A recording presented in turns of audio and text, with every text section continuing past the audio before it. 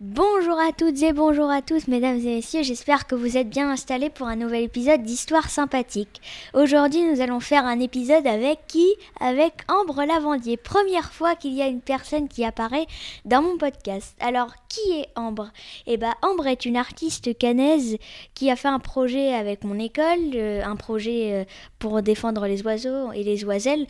On va en reparler un peu plus tard. Et aussi, elle fait le projet L'Onde. Et Ambre, si je me rappelle bien, elle a été diplômée d'art à l'école d'Épinal. Et voilà.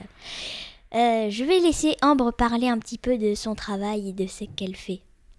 Bonjour Arthur, merci de cette invitation. De quel projet tu veux que je parle?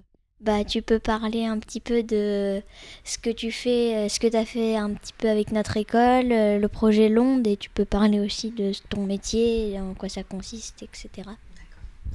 Alors le projet qu'on a fait ensemble, c'était il y a 2 ans avec ton école et ça a commencé par des courriers, tu te souviens? On s'est écrit des lettres pendant plusieurs mois, de septembre à mars.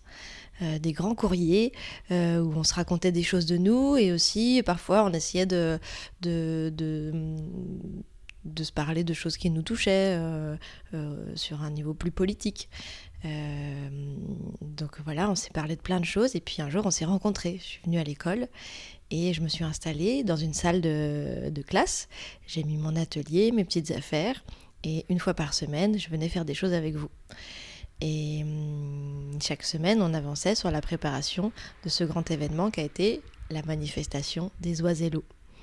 Qui était une manifestation pour vous permettre de vivre l'expérience de ce que c'est que descendre dans la rue pour dire son avis sur le monde. Est-ce que tu t'en souviens bien, toi? Oui, je m'en souviens bien et oui, je me rappelle qu'on avait fait plein de trucs. On avait fait les gilets, les affiches, les pancartes, les bécaphones et même que je me rappelle qu'un week-end en dehors de l'école, on avait été justement coller des affiches sur les oiseaux. Justement, on était partis d'à côté de la mairie au musée naturel et après on avait déambulé dans le camp avec de la colle que tu avais préparée et qui ressemblait à du riz au lait, ça me donnait très faim et on a collé un peu partout dans le camp. Des fois quand je me balade je repense aux endroits où on avait mis les pancartes, mais elles sont plus là des fois, et des fois elles sont arrachées ou alors des fois il y a des pancartes qui sont collées par-dessus. Ça t'a fait quoi de coller des affiches dans l'espace public? C'était, c'était étrange et à la fois satisfaisant. Je me sentais libre de m'exprimer. Parce que je trouve que les enfants, on les entend pas assez. Mais là, on a pu s'exprimer comme on voulait, crier, hurler et tout ça. Mais le plaisir a pu continuer grâce au journal du bec. Tu me racontes le journal du bec? En fait, le journal, on avait... c'était pas un peu l'inverse qu'on... Je viens d'inverser le principe de l'interview.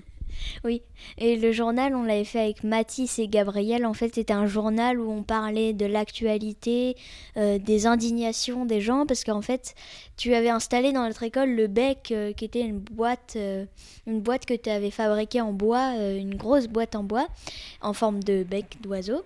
Et donc, dans ce bec, on pouvait déposer nos indignations. Et je me rappelle qu'avec toi, on faisait le journal le midi.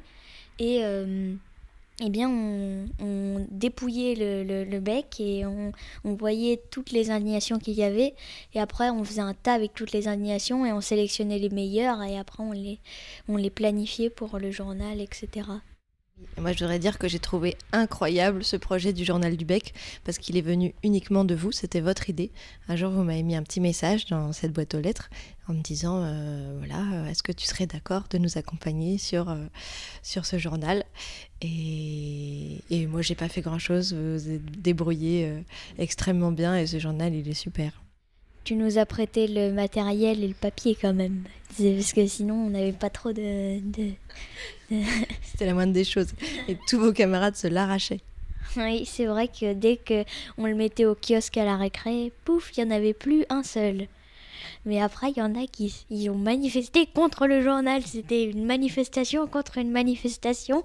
Parce qu'apparemment, on gâchait trop de papier. Alors, on a mis on a fait, je crois, 10 exemplaires de journaux et un journal qui était accroché au mur. Comme ça, ils pouvaient le voir en affiche. Et donc si tu veux que je te raconte aussi l'onde, alors, donc tu parlais du bec. Le bec, ça voulait dire le bureau des envies de crier. C'était une manière pour moi d'inventer un endroit où la parole allait pouvoir être libre et où vous alliez pouvoir vous sentir bien accueilli pour dire ce que vous aviez à dire. Et là, aujourd'hui, je monte un peu dans ce même esprit l'onde, qui est plus un syndicat. Donc l'onde, ça veut dire lutte contre l'oppression de nos nageoires et pour la défense de nos écailles. C'est un syndicat monté avec des poissons et des poissonnes pour défendre leurs paroles. Parce que j'ai appris que ici à Caen, il y a un barrage qui s'appelle le barrage de Montalivet, qui a une passe à poissons comme doivent avoir tous les barrages, sauf que cette passe à poissons n'est pas aux normes, c'est-à-dire qu'elle ne laisse pas assez bien circuler les poissons, donc ils se blessent ou ils restent bloqués, et c'est évidemment un problème dans leur vie à eux de poissons et de poissonnes, mais aussi un problème dans tout l'écosystème du bassin versant de l'Orne. Voilà, donc le principe de ce syndicat, c'est de nouveau de mener une manifestation. Et Ambre, est-ce que tu pourrais nous parler de ce que tu as fait comme projet avant l'onde, avant l'école, ou alors de ce que tu faisais avant comme tableau, comme ce que tu faisais en fait et ton métier, en quoi ça consiste? J'ai plusieurs pratiques. Donc il y a les deux projets là dont je viens de te parler, qui sont des projets participatifs, des projets que je mène avec les gens, de manière totalement collective, et ce que je trouve très chouette à vivre. Et j'aime beaucoup faire ça. Mais j'ai aussi d'autres pratiques. Je fais de l'illustration, parfois pour des revues. Je fais aussi des images, des peintures. Et des films documentaires et aussi des livres. Par exemple, j'ai fait un livre pour les enfants qui s'appelle Les oreilles d'Alphonse. Je me rappelle de ce livre, tu l'avais ramené à l'école. Et aussi, tu as travaillé avec l'Artothèque pour certains tableaux, je crois. Alors, c'est l'Artothèque qui a porté le projet de manifestation qu'on a fait ensemble. À la base du projet, il y a effectivement 2 images qui représentent des oiseaux que l'Artothèque a fait rentrer dans sa collection. Et c'est pour ça que vous avez pu, avec l'école, les emprunter et les faire passer de famille en famille pendant toute l'année. Tu te souviens de ça quand tu avais le tableau chez toi ? Oui, je l'ai. Je me rappelle, je l'ai eu chez moi, je crois que j'ai encore la photo, mais oui, je me rappelle, je l'avais mis pile devant quand j'entrais chez moi, je le voyais. C'est comme ça, je pensais au tableau tous les matins et tous les soirs, avant et après d'aller à l'école.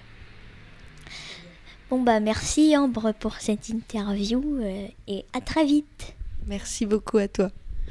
À très vite pour Histoire sympathique, pour des nouveaux épisodes. Salut!